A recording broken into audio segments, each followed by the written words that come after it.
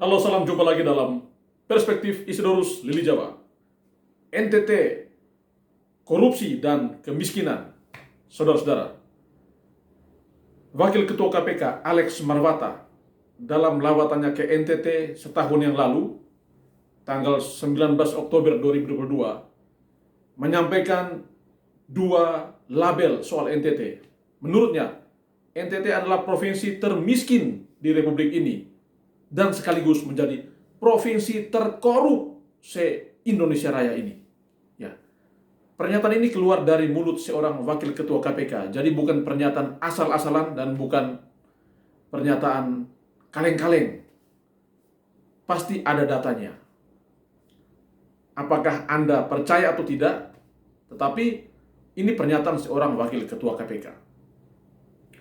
Dan kalau saya melihat lebih jauh, ya, menukik lebih ke dalam, memang ada hubungan kausalitas sebab akibat antara kemiskinan yang terjadi di NTT dengan tingginya tingkat korupsi, dan juga sebaliknya, tingginya tingkat korupsi di NTT dengan realitas kemiskinan yang begitu masif di Nusa Tenggara Timur ini.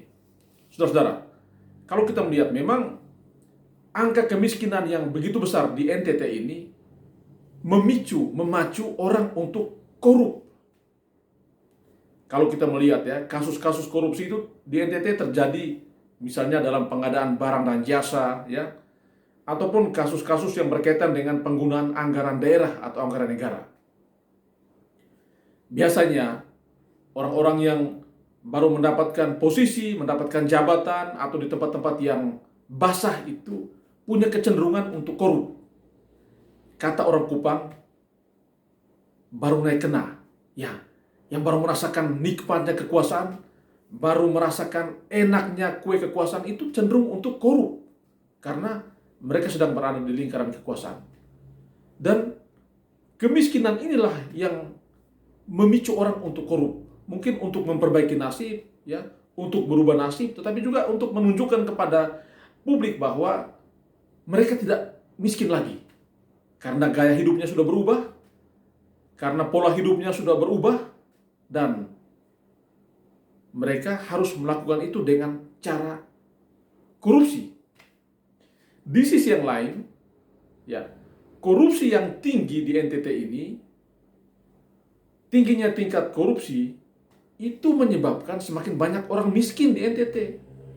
Itu yang memicu tingkat kemiskinan di NTT itu bertahan terus di ranking ketiga termiskin se-Indonesia Raya ini.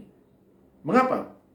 Karena kalau angka kemiskinannya tinggi, ya, banyak disumbang oleh tingginya tingkat korupsi. Sumber daya, sumber dana yang mestinya dinikmati oleh rakyat itu tidak kesampaian karena anggaran itu dikorup oleh oknum-oknum yang tidak bertanggung jawab. Jadi memang kemiskinan dan korupsi di NTT itu punya hubungan sebab akibat. Pertanyaan saya, apa yang sudah KPK lakukan terhadap kasus-kasus korupsi di NTT? Kalau kita mencermati lebih jauh, ya, KPK baru serius, ya, memberi perhatian terhadap kasus bawang merah di Kabupaten Malaka. Tetapi kalau kita mau jujur, ada begitu banyak kasus besar di NTT yang sampai saat ini belum disentuh oleh KPK. Pertanyaannya, apakah KPK ini takut ke NTT atau memang NTT itu tidak seksi untuk KPK datangi? Nah, kalau, ya, Bapak Wakil Ketua KPK cuma ngomong bahwa di NTT tingkat korupsinya paling tinggi, tanpa diikuti dengan aksi-aksi KPK datang, ya, lakukan OTT, ya, periksa para pelaku korupsi, proses hukum, tentu bisa melahirkan efek jera. Tetapi kalau hanya ngomong bahwa NTT punya kasus korupsi tertinggi, ya, se-Indonesia Raya, kurang berefek.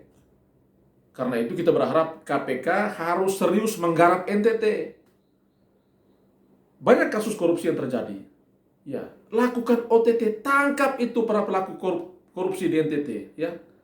Koruptor-koruptor yang berseliweran, yang berfoya-foya di atas penderitaan rakyat, yang menjadi orang kaya baru di atas kemiskinan rakyat NTT, ditangkap, diproses, supaya lahir efek jera, supaya orang tuh takut untuk korup. Kalau tidak memang susah, kita ini sudah miskin, kok menjadi sarang bagi koruptor. Ini memang sesuatu fakta yang miris dan memalukan untuk kita di NTT. Sudah miskin, menjadi tertinggi dalam urusan korupsi.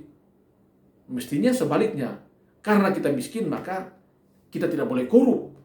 Tetapi justru yang terjadi, kita sudah miskin, maka kita harus korup supaya jangan miskin lagi. Ini yang salah. Karena itu kita berharap KPK harus serius dong garap NTT. Dan sekarang ya, semua mata hati, mata batin rakyat NTT sedang tertuju kepada KPK. Karena tim KPK sejak sebulan lalu sudah datang di NTT, datang di Kota Kupang untuk melakukan audit, melakukan investigasi berkaitan dengan program-program yang dijalankan oleh rezim 5 tahun yang lalu. Ya, kita tahu ada begitu banyak program yang sudah dilaksanakan, ada yang berhasil, ada yang gagal. Ya, perlu diaudit, dan rakyat sekarang sedang menanti apakah memang KPK serius mengaudit program-program pembangunan di NTT ini atau cuma gertak sambal aja. Kok sampai sekarang belum ada kabarnya? Kita percaya mungkin sedang bekerja dalam diam, tapi harus memberikan kejutan kepada rakyat NTT bahwa kalau NTT sudah dilabeli sebagai provinsi termiskin dan terkorup se-Indonesia, maka tugas KPK adalah ya, penjarakan para koruptor itu, tangkap para koruptor itu, proses hukum para koruptor itu, supaya NTT walaupun miskin jangan dilabeli lagi menjadi provinsi yang terkorup. Malu ini kita orang-orang NTT. Ya, tugas berat ada di KPK. Jangan cuma ngomong, ya, proses hukum para koruptor di NTT. Buktikan bahwa Anda KPK tidak tebang pilih. Ya, jadikan NTT lahan garapan yang seksi dalam proses penegakan hukum. Ya, buktikan itu. Kami nantikan aksi-aksi KPK di NTT. Demikian saudara-saudara, terima kasih sudah menyaksikan perspektif ini. Tetap sehat dan Tuhan memberkati kita.